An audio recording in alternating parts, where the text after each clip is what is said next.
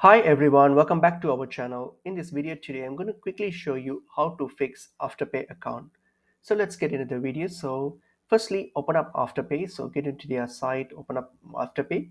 And then what you're going to do, you're going to scroll down here and then you're going to contact the customer support team here. So if you scroll down all the way down and you'll see an option called contact here.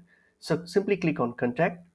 When you click on contact here, you'll get to these options here. See if your issue is related to any of these topics. If not, then I will suggest you to go for this one here, the third option. I need help to log in or manage my account. Select that. Once you select that, now what you have to do, you'll need to prompt to add in all these details here. So you'll be prompted to do that. So just do your email address, your choose the list that suits your issue.